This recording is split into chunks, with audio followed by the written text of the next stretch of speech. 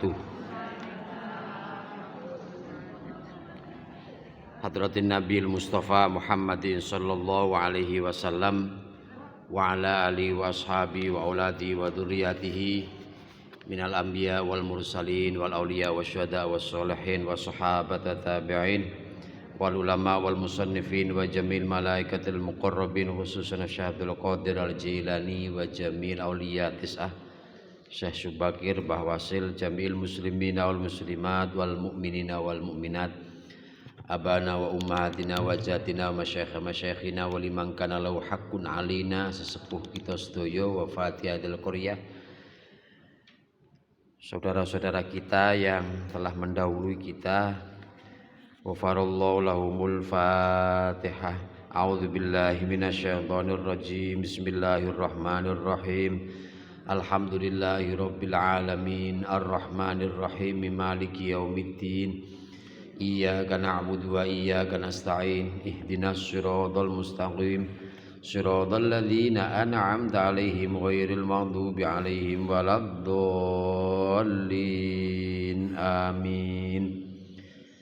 Bismillahirrahmanirrahim.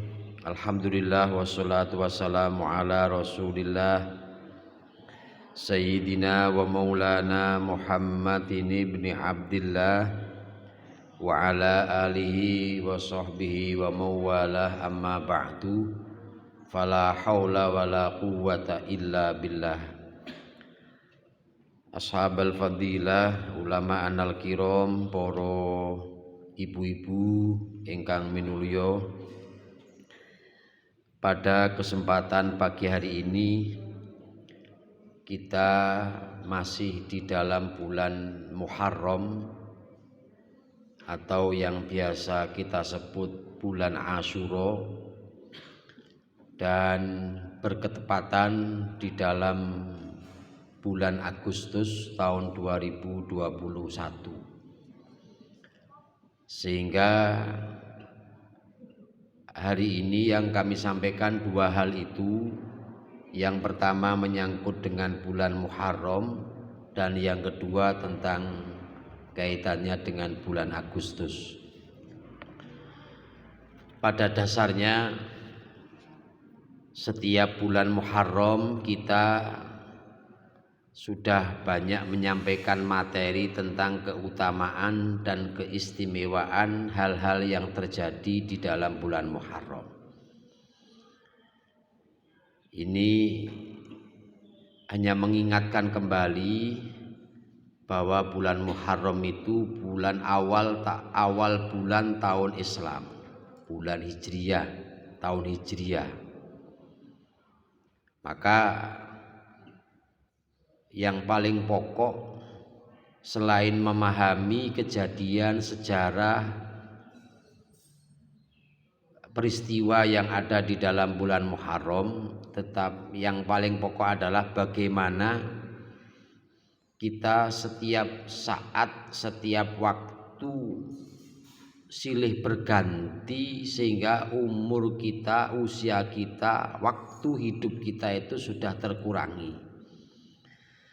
Kalaupun toh kita ditakdirkan nanti akan menemui usia sampai 100 tahun upamane, ya penting umur dawa tur sing barokah. Allahumma amin. Ini yang justru yang paling pokok. Kalaupun tahu peristiwa itu juga penting. Kalaupun toh amaliyah di dalam bulan Muharram itu juga penting. Kalaupun toh kita memuliakan di dalam bulan Muharram itu juga penting. Tetapi bagaimana komitmen kita untuk meningkatkan ta'abbudiyah kita, ini yang sering kami tekankan. Ta'abbudiyah kita itu kita tingkatkan, kita perbaiki, kita tingkatkan kualitas kita.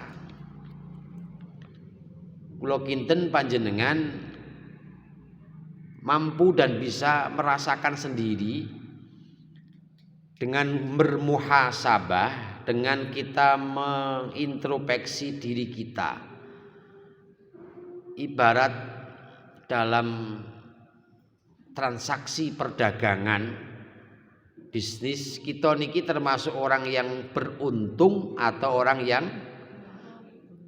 buntung, rugi.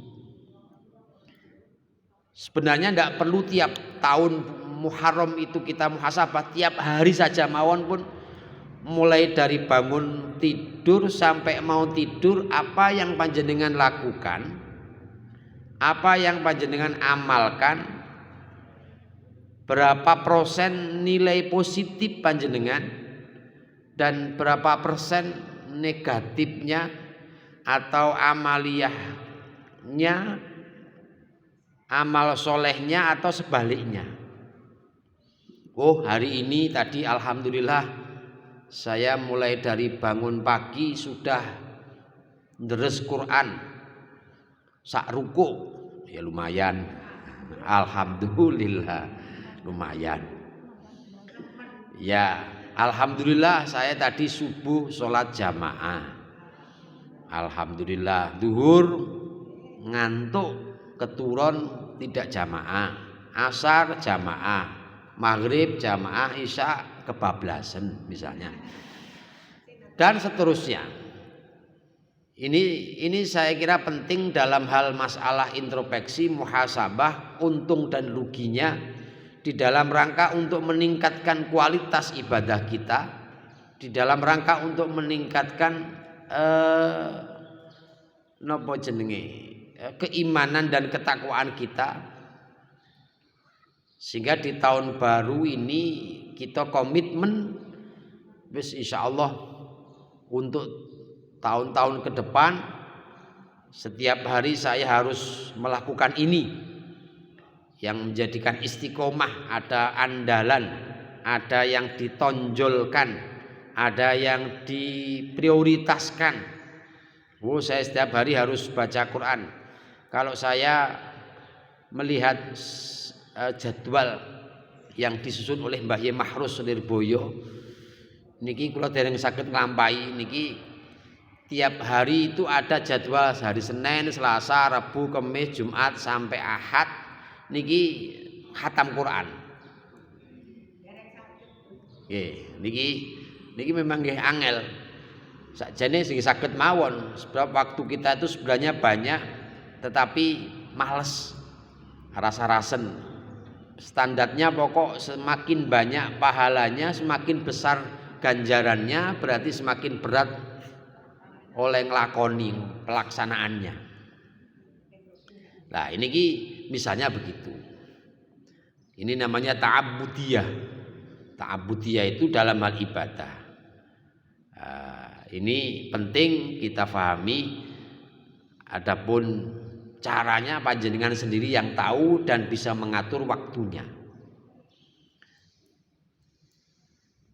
Sebenarnya dalam hal ini mboten perlu dianjurkan dan disarankan.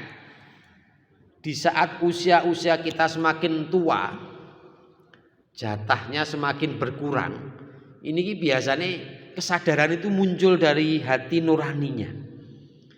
Ya Allah, aku tua saiki, wis mbuh lah wis. Nah, sekarang apalagi yang harus kita andalkan? Panjenengan mau mengandalkan tenaga sudah berkurang. Mau mengandalkan fisik sudah enggak sama dengan dulu. Kalau mengandalkan enak mangan enggak koyok mbiyen. Kemudian mau menikmati yang lain pun juga saya kira, makanya terus ayatnya tidak laibun walahun wazinatun watafakhur, tapi Rabbi auzi'ni an ashkura ni'matakal lati an'amta 'alayya wa 'ala walidayya wa an a'mala sholihan tardahu. Alhamdulillah, tak nikmati saya wis lengkap, anakku wis mentas kabeh, anak saya sudah nikah semuanya. Alhamdulillah, walaupun toh ndak begitu istimewa, bagus, tapi wis punya rumah sendiri. Alhamdulillah juga sudah dikaruniai cucu. Alhamdulillah cucune sehat. kita syukuri alhamdulillah orang duwe utang. Mboten gadah utang nggih? Mboten. Cara enek paling ya 1, 2, 3, 4, 5. Alhamdulillah dan seterusnya kita syukuri. Rabbi auzi'ni karek persiapan kita. Nah ini berarti ada peningkatan. Kalaupun toh ternyata dalam pikiran kita di usia senja ini ternyata masih kayak muda, masih kayak semangat menggebunya itu koyok arek nom, ya sebenarnya boleh. Semangat itu tidak apa-apa, semangat. Walaupun toh tua tapi semangatnya kayak masih muda tidak apa-apa. Tetapi kalau sampai melebihi dari yang ada kalau istilah sekarang tua-tua keladi. Makanya saya itu waktu melihat komentarnya salah satu bintang yang ada di TV atau artis yang ada di TV, dia menyampaikan menceritakan kalau dia itu nggak tahu kekayaan saya itu berapa, semua itu yang ngurus mamanya itu loh. Nah, ini niki tak akoni hebat. Jadi duit akeh, punya uang banyak tapi tidak berpikir ke sana. Saya itu nggak tahu kekayaan saya berapa. Niku gak perlu disebut lah. Artinya bahwa koyok hubbud dunya, cinta dunia itu tidak diukur dari orang kaya. Kadang wong miskin pun juga hubbud dunya. Nyatanya ada artis yang dia punya banyak kekayaan tapi tidak mikir sampai seberapa, tidak tahu jumlahnya. Wis pokok sing penting dipercayakan kepada maminya, pada ibunya. Nah niki lak hebat berarti. Senajan sakjane nggih awake dhewe rung karuan iso lho. Kita belum tentu bisa. Nah niki ta'abbudiyah. Banyak lagi yang harus kita tingkatkan untuk mengintrospeksi diri di dalam masalah bulan Muharram niki. Saya kira panjenengan langkung lebih paham tentang bagaimana memanage waktu, bagaimana mengatur waktu sedemikian rupa. Bab 3 hal yang menyangkut dengan ibadah, bekerja dan istirahat itu sangat penting.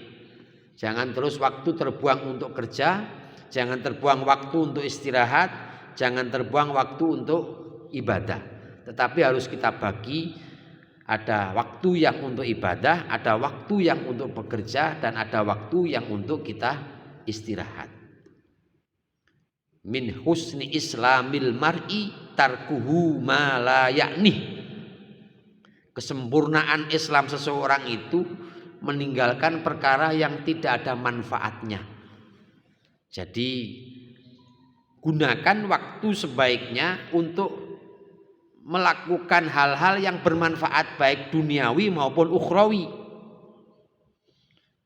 Panjenengan yang tahu ini manfaat panda. Bab dengan teknologi yang semakin canggih, orang sekarang kan banyak yang iseng. Dengan HP niki kan wong niki akhirnya usil melakukan hal-hal yang tidak ada manfaatnya.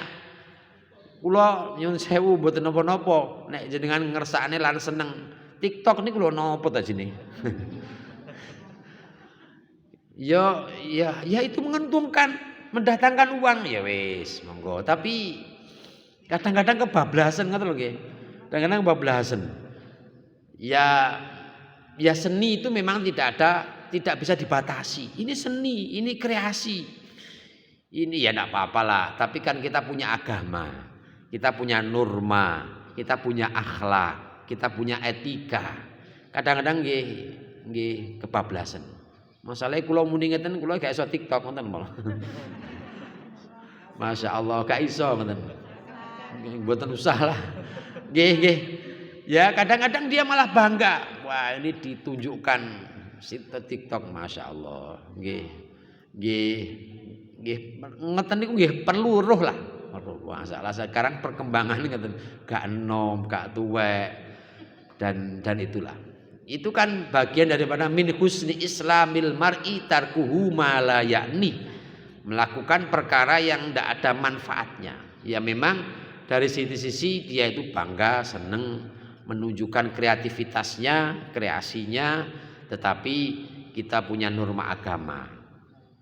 Bon, para ibu-ibu ingkang minulya, dados bulan Muharram ini bulan yang dimuliakan Allah Ta'ala karena banyak kejadian kemuliaan yang terjadi di dalam bulan Muharram, sebagaimana banyak para da'i, para mubaligh, para kiai yang telah menyampaikan tentang keistimewaan bulan Muharram. Selain daripada di dalam bulan Muharram pula Nabi Muhammad sallallahu alaihi wasallam ini hijrah dari Makkatul Mukarramah ke Madinatul Munawwarah. Kalau hijrahnya Nabi itu secara fisik pindah dari Mekah ke Madinah, tapi hijrah kita adalah hijrah dari akhlakul mazmumah, akhlak yang tidak baik, ke akhlakul mahmudah, akhlak yang lebih baik, lebih soleh, lebih utama, lebih maslahah. Nah ini ya penting, akhlak yang lebih utama, akhlakul mahmudah. Kemudian juga mungkin perlu juga selain amalan-amalan yang biasanya di dalam bulan Muharram itu kita santunan anak yatim, kita berbagi, kita tolak bala, itu juga penting. Tapi juga kemarin waktu ngajinya Yai Soleh teng Bandar dibagikan selembaran yang berbunyi amaliyah, amalan-amalan yang diantaranya teng mriki dipun dawaken di dalam bulan Syuro tanggal 10-nya, berarti malam Khamis nggih. Niki waos hasbunallah wa ni'mal wakil, ni'mal maula wa ni'man nasir. Niki 70 kali biyu. Mboten biyu, jajal dilakoni mboten dangu. Terus dipun terusaken wa sallallahu ala sayyidina Muhammad wa ala alihi wa sahbihi wasallam. Subhanallah mil al mizan wa muntahal ilmi wa mablaghur ridho wa zinatal arsy la malja'an wa la manja minallah illa ilaih. Niki ada dua versi tulisan, la malja'am minallah illa ilaih, macane ngoten, subhanallah adada syafi wal watri wa adada kalimatillahi tammati kulliha as'alukas salamah. Niki lak donga to nggih, as'alukas salamah, kula nyuwun selamat, as'alukas salamata kullaha bi rahmatika ya arhamar rahimin wala haula wala quwwata illa billahil aliyyil azim wa huwa hasbi wa ni'mal wakil, ni'mal maula wa ni'man nasir. Wa sallallahu ta'ala ala nabiyina wa sayyidina wa maulana Muhammadin khairu khalqihi wa ala alihi wa sahbihi wa sallam ajmain walhamdulillahi rabbil alamin. Ini dibaca 7 kali. Diwaca ngoten mawon pun lha manfaate wis pokok enten ngoten mawon. Bab kadang-kadang sering kami sampaikan, orang sekarang itu sering terhenti di dalam sisi manfaat dan fadilah. Kita jangan hanya berhenti di situ. Kalau kita berhenti di situ, nantinya kita akan ngentahi. Ya sama dengan begini, kita diberi resep obat oleh dokter, ternyata walaupun toh harganya mahal, bae ora waras, enggak sembuh. Akhirnya kan dokter ngapusi. Nah sing maringi waras Allah Ta'ala. Bukan dokter, itu bagian dari usaha. Kami sering menyampaikan dalam hal masalah ibadah secara umum niku kados dawuh Nabi, innila a'lamu syai'an yuqarribukum minal jannah wa yub'idukum minan nar illa amartukum bih. Niku mawon pun penak. Innila a'lamu syai'an yub'idukum minan nar wa yuqarribukum minal jannah illa nahaitukum anhu. Ginamun niku mawon. Saya melaksanakan ibadah ini bukan semata-mata saya ingin surga. Saya ingin dekat dengan surga sehingga jauh dengan neraka. Mbuh swarga, mbuh neraka gak eruh. Sing penting iki perintah tak lakoni. Jenengan selama ini kan tidak pernah berpikir kalau saya makan niat ingsun mangan ben warak, ndak perlu to. Angger pokok rong piring insyaallah warak. Ngoten lho. Aku maca surat ini supaya ini ya memang iya fadilahnya. Tapi tahu tidak apa-apa, tapi jangan menganggap bahwa itu satu-satunya tujuan kita membaca ini, amalan ini dengan tujuan itu. Tidak perlu. Niat ingsun ngombe, niat ingsun minum 2 galon supaya hilang rasa haus saya. Ora usah niat ingsun nawa itu saya niat ini dan itu tidak perlu. Angger pokok 2 galon diombe melending niku. Apa melending niku? Wis pokok melending ngeten mawon. Ya ini bab kadang-kadang kita itu ya terhenti dalam hal masalah itu. Makanya amalan-amalan apa ini kadang-kadang kita perdebat. Ben opo, ben nyapo, faedahe apa dan seterusnya. Pokok diwaca ngoten mawon. Akhire minggu engkel-engkelan tok gak maca niki mengke. Makanya kalau dari amalan ini saya kira kan sudah maklum, wong artinya sudah jelas hasbunallah wa ni'mal wakil, ni'mal maula wa ni'man nasir. Di antaranya kan kehidupan kita yang menjamin kita semuanya Allah Ta'ala. Semua itu hanya lantaran, semua itu hanya ikhtiar, semua itu hanya usaha. Dan ini saya kira pelajaran yang kita ambil ini dari semua kejadian yang dialami oleh para nabi. Misalnya Kanjeng Nabi pernah perang menang, pernah. Kanjeng Nabi pernah perang dengan orang kafir kalah. Apakah Nabi itu tidak bisa mohon kepada Allah agar supaya perangnya menang? Bisa, sangat bisa. Tetapi nyatanya Kanjeng Nabi juga melaksanakan ikhtiar batiniah berupa perang yang bawa alat. Alatnya niku yo cara sakniki bedil, pistol, mboten pistol gombyok lho nggih. Dulu alatnya panah, pedang, gitu. Padahal kalau Kanjeng Nabi berdoa, ya Allah, orang-orang kafir itu musnahkan, selesai. Tapi itu tidak dilakukan. Sama dengan kita dalam kondisi pandemi, kita ikhtiarnya apa? Prokes. Kita ikhtiarnya apa? Vaksin. Kita ikhtiarnya apa? Menjaga imun. Nah, ini ikhtiar. Apakah kita tidak bisa berdoa kepada Allah Ta'ala? Ya tetap berdoa. Sama dengan Nabi Musa, musuh dengan Fir'aun. Apakah Nabi Musa tidak bisa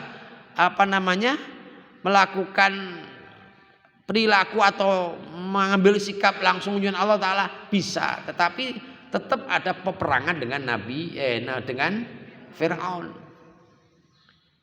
Nah, makanya kita tetap menyerahkan diri kepada Allah tetapi dengan ikhtiar. Nah, termasuk as'aluka salamata kullaha bi rahmatika ya arhamar rahimin. Niki kan nyuwun selamat.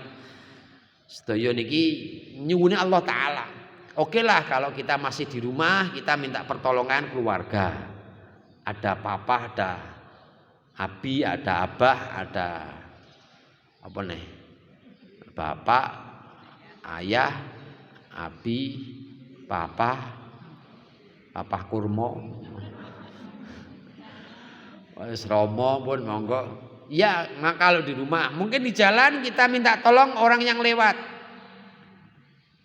Tapi di saat mungkin panjenengan pernah ngalami pada naik pesawat, pas pesawatnya kondisi cuaca yang tidak baik, goyang arep njaluk tulung sapa? Pilote, pramugarinya, ya padha wedine kabeh.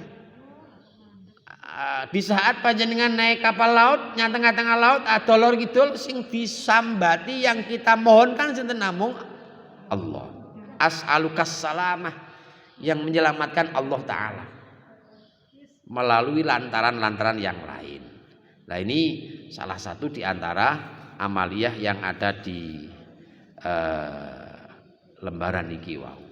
Pun niki kaitannya dengan masalah bulan Muharram. Intinya bahwa bulan Muharram di mana ditandai dengan Nabi hijrah dari Makkah ke Madinah untuk mensyiarkan ajaran Islam semata-mata karena menjalankan perintah. Kemudian alhamdulillah di Madinah Kanjeng Nabi menemui kemenangan, kejayaan Islam karena kebersamaan yang telah dibangun oleh Kanjeng Nabi baik dengan orang-orang muslim, kaum Ansor, dengan kaum Muhajirin, dengan kaum-kaum non-muslim pun juga dibangun. Makanya Kanjeng Nabi itu jaya di dalam mensyiarkan ajaran Islam karena memang mengedepankan akhlakul karimah dan membuat semacam komitmen sepakatan piagam Madinah menghargai non muslim.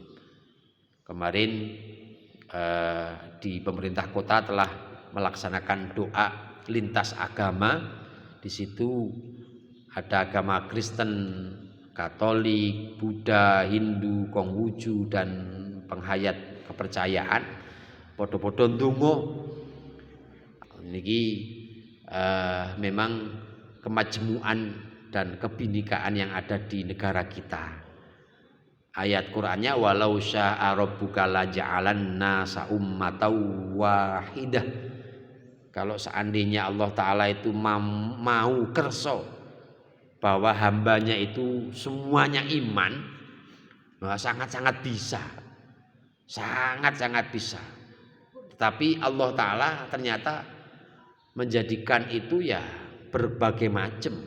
Jangankan sekarang, jangankan Indonesia, Kanjeng Nabi pun berhadapan dengan pamannya sendiri yang non muslim, mulai Abu Thalib, Abu Jahal dan Abu Lahab, itu pun dihadapi oleh Kanjeng Nabi.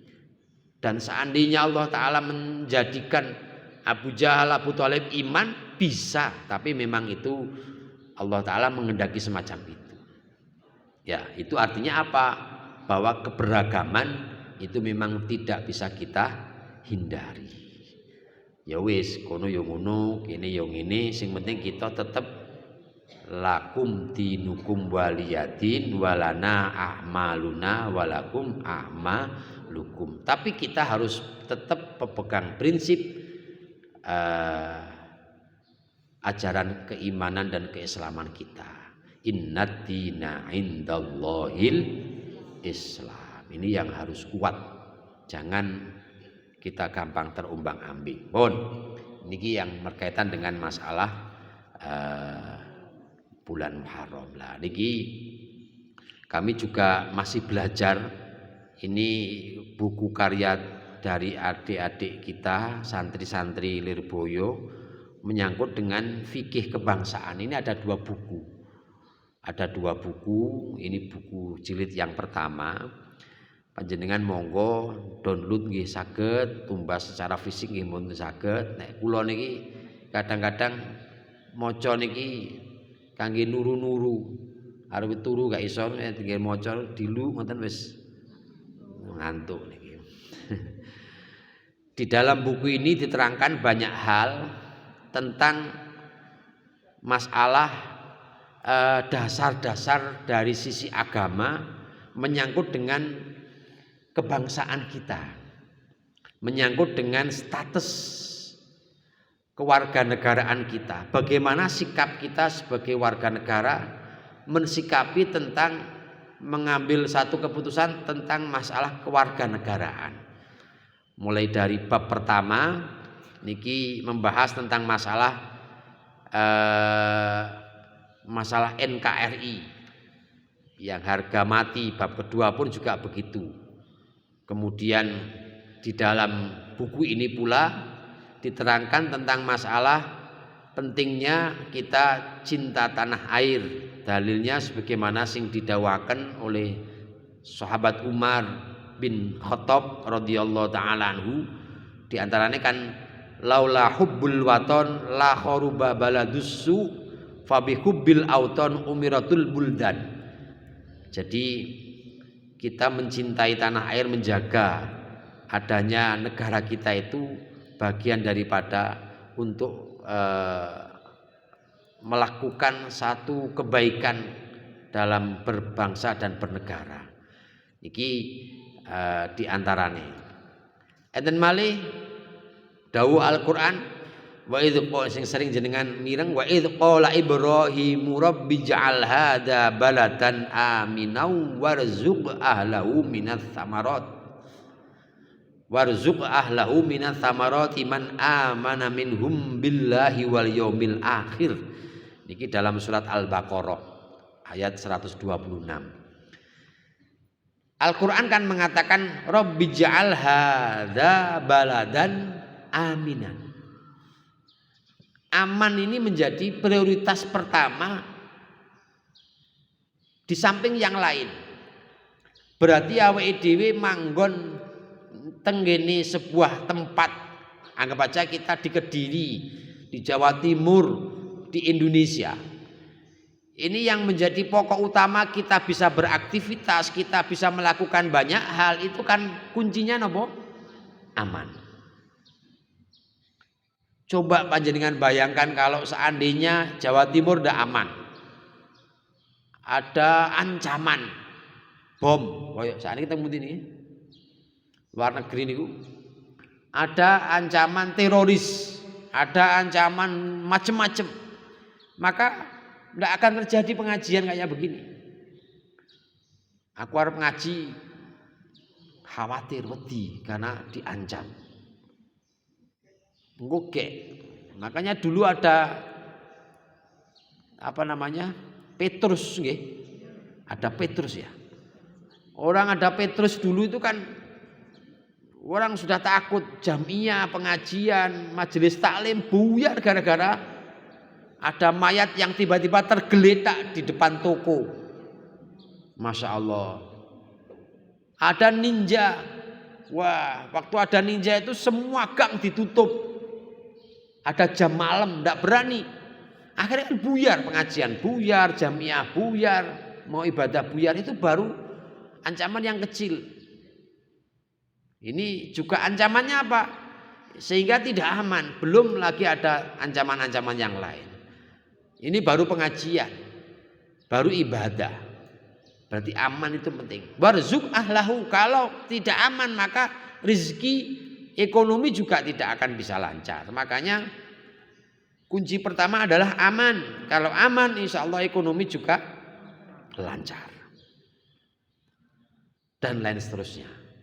Maka di sini menunjukkan bahwa kita tidak perlu melakukan banyak hal yang itu mengancam atau merongrong keutuhan negara kesatuan Republik Indonesia. Kalaupun toh yang terjadi di negara kita mungkin secara individu, secara personal ini ada pejabat, ada orang, ada pelaksana negara, atau mungkin ada petugas, atau ini dan seperti itu, ya saya kira yang didinggon ini mesti enten. Itu secara oknum mawon. Itu namun itu tidak menjadikan sebab, dengan sebab kita itu melakukan action yang berlebihan. Ada genteng yang bocor satu. Cara untuk mengganti genteng itu apa? Harus merobohkan rumah. Nah, waduh, gentengnya bocor. Yang bocor satu atau dua. Cara mengganti bagaimana? Ya, genteng yang bocor, yang pecah diambil, dibuang, diganti genteng yang utuh, yang baru. Ya sudah, yang lain tidak berimbas. Nah, terus kalau dengan cara kita mengganti genteng yang bocor yang hanya dua terus merobohkan rumah, ya ini yo Blaen. Makanya amar ma'ruf nahi anil mungkar itu ada cara-cara yang sudah diatur. Beberapa pertemuan yang lalu kalau matur pilih di saat panjenengan menjadi makmum ingin mengingatkan imam yang salah, maka ada aturannya. Oh, imam salah. Kalau bapak-bapak yang mengingatkan membaca subhanallah. Membaca subhanallah itu diatur. Membacanya harus diniati untuk baca tasbih. Tidak boleh niat untuk mengingatkan imam. Kalau niatnya membacanya subhanallah itu diniati mengingatkan imam, maka justru makmum yang mengingatkan itu sholatnya batal. Subhanallah, imamnya panggah. Subhanallah, subhanallah. Misalnya begitu. Imam jibek nih wow. Makmumnya jibek. Subhanallah, subhanallah. Imamnya gak dong. Maka itu kan penting tahu. Lah semanten ugi begitu juga bagi ibu-ibu yang di saat imamnya keliru, maka ibu-ibu cara mengingatkan dengan tepuk. Nah, tepuk ini sendiri harus diniati mengingatkan imam. Karena perbandingannya kalau ibu-ibu tepuknya itu lakbun dolanan bermain, maka menjadi batal. Wadune pengen tepuk niku wadune pengen dudune nek gelange akeh, plak. Nah, kayak piuk. Utangnya dadak kemelintir. Misalnya ngoten. Kalau hanya ini niatnya untuk dolanan permainan, maka batal bagi yang mengingatkan. Tapi niatnya bagaimana? Memang niatnya harus niat untuk mengingatkan imam. Di sini saya kira sebuah gambaran bahwa sistem negara yang sudah disepakati oleh founding father, para pejuang negara Pancasila, Undang-Undang 45 yang hari ini kita ikuti ideologi kita, bahwa ini adalah sebuah harga mati, di mana bila mana di dalam beramar ma'ruf nahi mungkar itu tidak sesuai dengan aturan yang ditetapkan oleh negara, oleh aturan yang berlaku, maka ya kita akan menjadi korban, atau ibarat orang sholat itu sholatnya menjadi batal. Makanya kalau boleh kami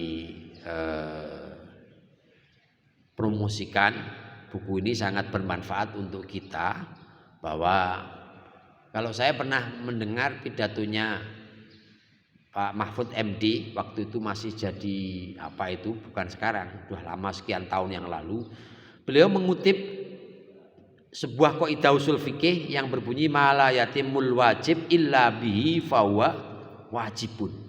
Tidak akan sempurna untuk melakukan sebuah kewajiban kalau tidak didukung dengan yang lain, maka yang lain menjadi wajib. Nopo? Kita ibadah, sholat, di mana di dalam kita sholat itu tidak bisa melaksanakan sholat tanpa harus kita punya sebuah negara yang aman. Maka menciptakan negara yang aman, membuat kondusivitas supaya kondusif itu adalah sebuah kewajiban. Nah niki saya kira kados mangan niki wau. Makan yang asalnya mubah jawaz boleh, tapi di saat kita mau sholat tidak kuat, sholat fardu, kalau tidak makan maka makan menjadi wajib dan lain seterusnya. Nah, buku ini penting kita pahami untuk pemahaman, nambah wawasan kebangsaan. Di sini diterangkan, yang saya tertarik itu ada semacam dasar-dasar hadis, kitab, Quran yang menerangkan tentang kehidupan berbangsa dan bernegara. Dan ini ayat sing kula aturaken niku dalam surat Hud 118 119. Walau syaa rabbuka laja'alanna ummatan wahidatan wa la yazaluna mukhtalifin illa man rahima rabbuk. Jika Tuhanmu menghendaki, tentu Dia menjadikan manusia umat yang satu. Tetapi mereka senantiasa berselisih pendapat, kecuali orang-orang yang telah diberi rahmat oleh Tuhanmu, dan seterusnya. Surat Al-Hud 118, 119. Ini diantaranya termasuk malih di negara kita itu berbagai macam budaya dan adat, maka mengikuti budaya selama itu tidak mengkultuskan dan tidak meyakini itu tidak apa-apa. Termasuk sebab memiliki dipundawakan oleh Syekh Ibnu Aqil Al-Hambali sebagaimana yang dikutip oleh Ibnu Muflih dalam kitab Al-Adab Asy'ariyah. Dalam Al-Adab Asy'ariyah mengatakan la yambahil khuruju min adatin nas illa fil haram. Tidak sepantasnya keluar dari tradisi manusia kecuali dalam keharaman. Ya, artinya bahwa budaya adat yang ada di lingkungan kita yang berbagai macam corak niki monggo kita ikuti selama itu tidak melanggar syariat atau melakukan hal-hal yang haram. Budayanya di sini harus minum khamr, lah ini yang tidak boleh. Nah, ini budayanya di sini kalau anak perempuan dibunuh, dipendem urip-uripan, nah ini tidak boleh. Itu kan berarti melakukan perkara yang haram. Kalau hanya sekedar budaya nginu dan seterusnya, saya kira tidak apa-apa. Selama ada lagi yang mengatakan ma ra'ahul muslimuna hasanan fawal indallah hasanun. Apa-apa yang menurut mayoritas orang banyak itu bagus, maka insya Allah Allah Ta'ala juga menganggap bagus. Itu kata hadis. Ini hadis yang mendasari tentang kaidah usul fikih yang berbunyi al-adah muhakkamah. Adat itu bisa dibuat dasar hukum. Ini diambil dari hadis ma ra'ahul muslimuna hasanan fawa indallahi hasanun. Apa-apa yang menurut mayoritas orang banyak itu bagus, maka Allah pun juga menganggap itu bagus. Ya tentu bagus itu didasari agama, bukan bagus menurut dewi-dewi. Sebab api wong sitok karo api wong sitok mboten sami. Nah, kadang-kadang wong akeh muni api, wong sitok kadang muni elek. Ya makanya kadang napa nggih nikulah al-adah kul muhakamah didasari dengan hadis itu. Jadi mempertahankan budaya itu sah-sah saja menurut agama selama tidak bertentangan dengan syariat. Enten malih dawuh Ali bin Abi Thalib, sahabat Ali bin Abi Thalib dawuh ngaten, wa muwafaqatun nas fi kulli syai'in ma'adal ma'asi. Beretika yang baik adalah mengikuti tradisi dalam segala hal selama bukan kemaksiatan. Terus beretika mengikuti tradisi. Tradisi ini wong Jawa Indonesia dengan wong Arab tidak sama. Kalau kita menghormati orang tua kan biasanya nyucup, biasanya tunduk, biasanya sungkem ngoten to. Tapi nek wong Arab budayanya kan malah ngelus-ngelus ndas. Dilus-lus ndase. Wah, ini kalau wong Jawa dikampleng tenan iki. Kita menghormati orang tua, terus nguyek sirai tiang sepuh. Oh ya ora diduga niki. Karena budaya kita menghormati orang tua itu sungkem. Sungkem. Budaya kita. Lah, sungkem kita kepada orang tua itu tidak apa-apa. Memang budaya kita, tidak menyalahi. Kita tidak menuhankan orang tua kita. Kita tidak mengkultuskan. Tapi kita semata-mata menghormati. Ini budaya kita lah. Budaya Arab. Sing diuyek kenapa nih? Sirai kepalanya. Sana begitu. Udah, kono ya pun ngono ora apa-apa. Kalau itu dibawa ke sini, oh ya kampleng nih wong. Karo wong tua ora diduga nguyek ndase. Niku misalnya kados mekaten. Maka menguri-nguri, menahankan, mempertahankan budaya semacam itu. Adik kita wae kula nyuwun sewu, permisi, nah ini etika budaya yang kita miliki. Pun niku mawon ingkang saged kula aturaken, yang pasti bahwa sesuatu yang ada dalam kehidupan kita, sesuatu yang kita laksanakan tentu ada referensi, ada makhot, ada dasar yang diambil oleh agama. Semuanya itu sebenarnya ada dasar-dasar agamanya. Tinggal bagaimana cara kita mensikapi. Ini yang paling pokok, cara kita mensikapi. Setiap manusia itu pasti punya problem, punya masalah, punya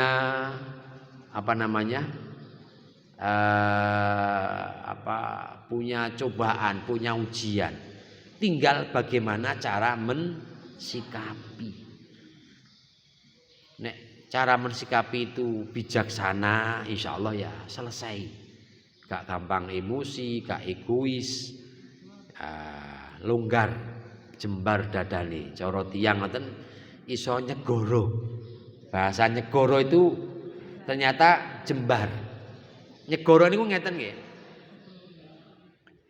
Kita punya garam 1 kilo, kalau dimasukkan di air yang hanya ukurannya setimba, maka airnya menjadi asin. Kalau garam sekilo itu dimasukkan ke air yang jumlahnya sak kolam, maka ya tidak seberapa asin.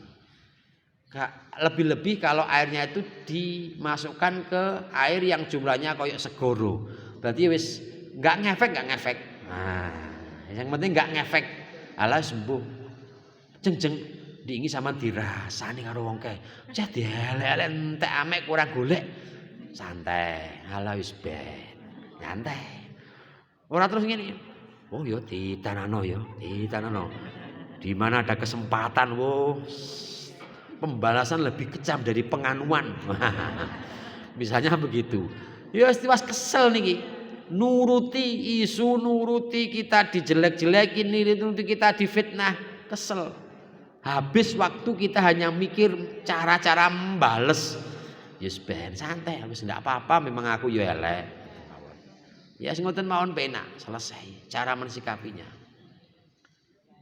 Syukur-syukur malah begini, satu ketika ngomong ke bolone sing fitnah niku wau, tak cerita tentang kebaikan orang yang fitnah. Itu akan lebih bagus. Misalnya orang yang memfitnah itu punya boloplek. Satu ketika kita berbohong-bohong ini boleh. Berbohong dengan semacam ini boleh. Misalnya begini. Ada si A memfitnah si B. Kemudian si C ini bolonya. Si C ini bolonya nggih. Bolonya si A. Satu ketika si B ini cerita, C, si A ini Masya Allah luar biasa hebatnya. Dia itu ternyata punya amal jariah, sosialnya sangat tinggi. Masjid sana itu yang nyumbang paling banyak ya si A. Padahal enggak. Bohong semacam itu boleh. Artinya boleh itu dalam rangka untuk mengislahkan. Ini apa tuh bahas nih? Dalam rangka untuk mengislahkan supaya ternyata pegele si A dengan si B ini tidak berlarut-larut. Nah, tidak apa-apa. Tapi nek koyah aja nemen-nemen engko nek kekonangan iki mengke. Artinya bahwa cukup tidak pernah si B itu sampean rasani tidak pernah ini dan itu. Pun ngaten mawon cara mensikapi kita nanti bagaimana. Katen mawon ingkang saged kula aturaken. Alhamdulillah. Oh nggih, ada pertanyaan. Nggih. Menjauh di luar tema, ya. Karena situasi kan sering banyak berita innalillahi dan kebetulan situasi sekarang kan belum sakit takziah. Untuk mengganti itu apa cukup dengan salat sunat gaib? Bisa sendiri ngaten nggih? Siap, saged. Sampun nggih. Oh nggih. Matur nuwun. Memang batas takziah itu kesunatannya 3 hari. Jadi kalau hari ini tidak bisa, boleh besok atau boleh besok lusa 3 hari kesunatannya. Setelah 3 hari itu dalam fikih bahasanya ya tidak mendapatkan kesunahan, tapi kita walaupun toh tidak dapat kesunahan, kita takziah pada hari yang keempat, yang ke-7, yang ke-40 itu idkhali surur, nyenengne sing berkabung. Orang yang ditakziah jelas senang keluarganya, pasti itu. Ya tetap tidak usah ngugemi, wes bar 3 hari tidak sunah, tidak usah sana. Nah, tetap sana aja. Bab kadang-kadang orang yang di saat itu bergabung susah, di saat kita datangi seneng. Jadi menunjukkan kita ada pertemanan, kita ada hubungan emosional, itu kholis surur. Terus di saat ada innalillahi, kemudian karena sesuatu hal sehingga kita tidak bisa takziah, apakah boleh mensolati ghaib?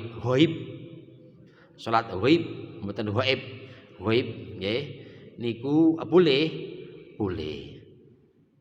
sendirian, boleh jamaah, boleh.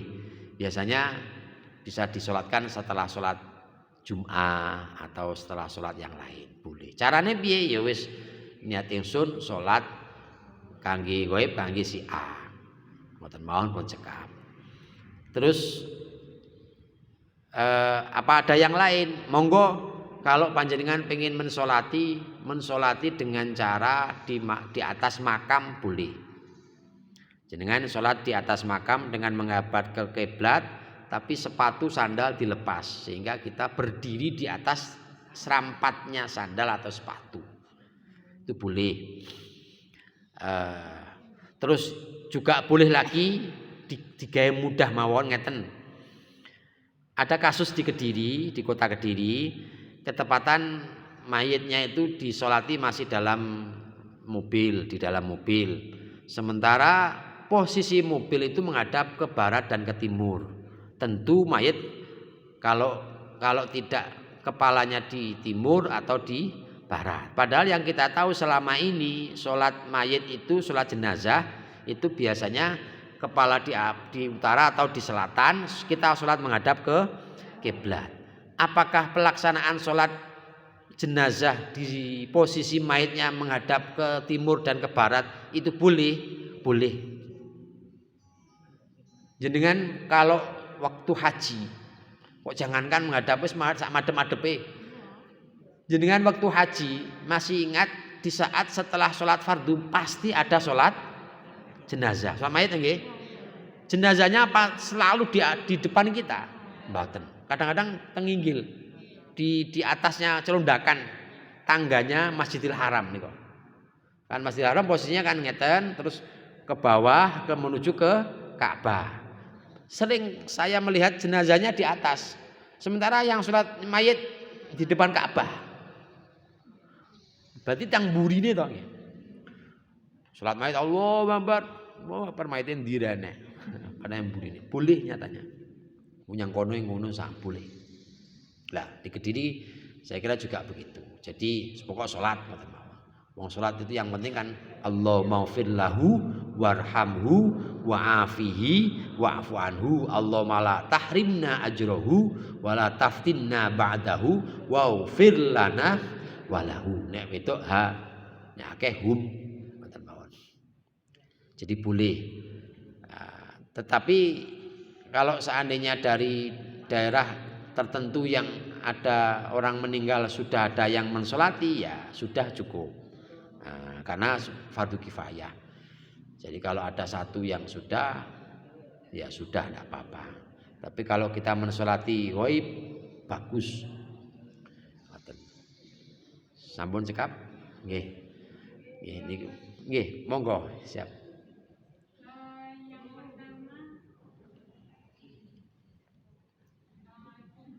Waalaikumsalam warahmatullahi.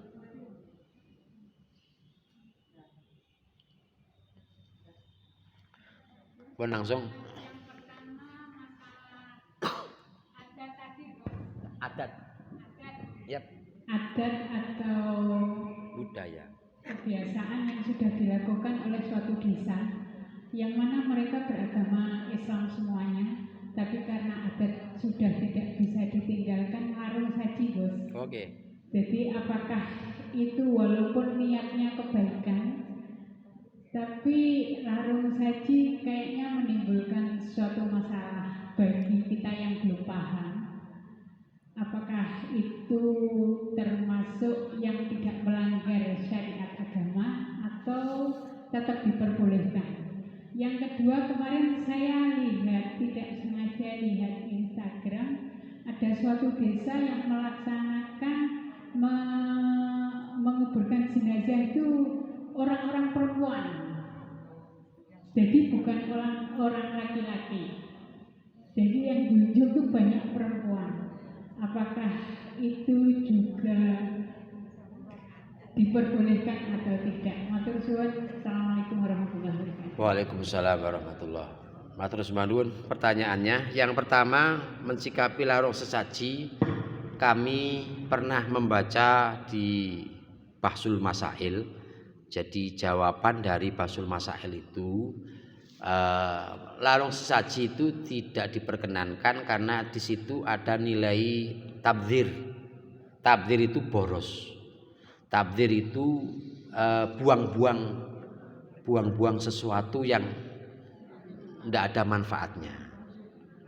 Tabdzir itu dari sisi hukum gitu. Tabdzir itu ya yang ini kok buang-buang perkara sing ora enek manfaate. Lah, adapun pelaksanaan ternyata tetap ada, di mana secara hukum memang tidak boleh. Namun karena mungkin itu bagian dari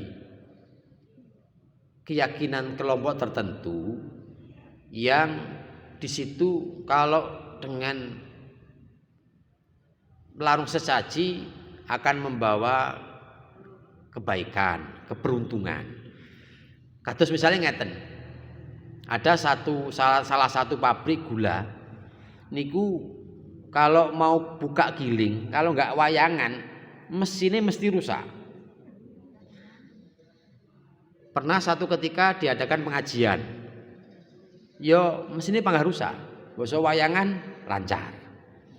Artinya apa? Sebenarnya ini hanya untuk kebaikan. Kebaikan yang diharapkan hanya endingnya. Kalau pelaksanaannya tetap tidak boleh. Tapi endingnya menjadi baik. Sama halnya dengan misalnya begini. Anak itu mau mondok. Tapi syaratnya njaluk HP sing apik. Ya sebenarnya anak ini tidak patut untuk bisa menerima HP yang bagus dengan harga yang mahal. Cukup HP yang biasa-biasa. Tapi kalau tidak dibelikan, iki kok gak mondok. Ya, tujuan kita ben mondok. Ya saya kira membelikan itu ya tidak tabdzir lah. Anak umur tamat SD mau SMP atau mau masa SD dipondokkan. Nah, maka yang kita harapkan endingnya adalah mondoknya. Walaupun toh kadang-kadang kita membelikan itu ya eman-eman. Tapi ini gak ditukoni ya gak mondok tenan.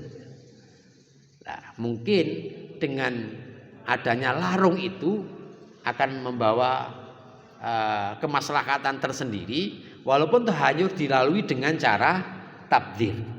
Tapi dari sisi hukum malah tetap tidak boleh. Saged dipahami nggih. Nah, kemudian yang kedua berkaitan dengan ibu-ibu yang mengusung jenazah. Nggih, selama ibu-ibu niku wau sing diusung jenazahnya jelas, ya mungkin ibu-ibu atau mungkin masih saudaranya yang sekandung atau masih saudara keluarganya ya mboten masalah. Yang jadi masalah itu kalau seandainya yang diusung itu orang lain atau mungkin lain jenis, apalagi mohon maaf kalau pas ada jenazah perempuan ini urusan masalah mengkafani, mensolati, kalau ada ibu-ibu ya monggo ibu-ibu lebih bagus. Tapi kalau tidak ada ya petugas boleh-boleh saja selama masih dalam batas normal. Ya tetap didusi, mengarahkan, Pak Mudin niku mengarahkan tetap yang gosoki, yang nyapuni ibu-ibu, tapi dalam kondisi tetap ditutup. Aja terus oleh terus dibuka belak ngoten. Jangan begitu. Kalau mau ada ibu-ibu yang bisa, monggo akan lebih bagus. Nah, sama dengan suntik lah. Jenengan suntik apa terus milih-milih dokter? Wah, spesialis iki lanang. Dokter aja dibuka iki ora dosa. Nah, ora sudah disuntik niki mengke. Ya, boleh buka itu boleh selama sebatas yang dibuka sacukupe. Ojo terus oleh buka terus dibuka dipelorotnya kabeh. Nah, ini seneng dokterin niku. Nah, itu yang saya maksud. Lah, artinya apa? Jenazah mayit yang dikebumikan oleh kelompok perempuan, saya kira enggak apa-apa selama orangnya jelas. Kalau ternyata bukan sanak famili, terus kemudian di situ ada laki-laki perempuannya. Ada laki-laki kok malah justru perempuan. Nyun sewu niku ketepaan apa cara pas delok niku wae. Pas ketepaan ngoten mawon. Nggih cuma lihat. Nggih mboten napa-napa. Selama pokok nek insyaallah berbicara tentang boleh dan tidak tetap boleh. Tapi sing lanang yang ndi? Yang tidak boleh itu nanti, yang tidak boleh itu kalau yang gotong, yang mikul jenazahnya itu ternyata salah satunya istrinya loh, tidak boleh loh. Nah, istrinya kan masih dalam kondisi iddah. Kalau kondisi masih iddah ya tidak boleh keluar, tidak boleh mengikuti jenazah. Apalagi mayitnya rumahnya Bali, terus dikubur di Jakarta, wah melok, tidak boleh. Ngoten nggih? Cekap alhamdulillah matur subhanun, mudah-mudahan ada manfaatnya. Amin ya rabbal alamin. Al-Fatihah. A'udzubillahi minasyaitonir rajim. Bismillahirrahmanirrahim. Iyyaka na'budu wa iyyaka nasta'in. Shiratal ladzina an'amta 'alaihim ghairil maghdubi 'alaihim waladdallin. Amin. Bismillahirrahmanirrahim. Alhamdulillahirabbil alamin. Allahumma shalli wa sallim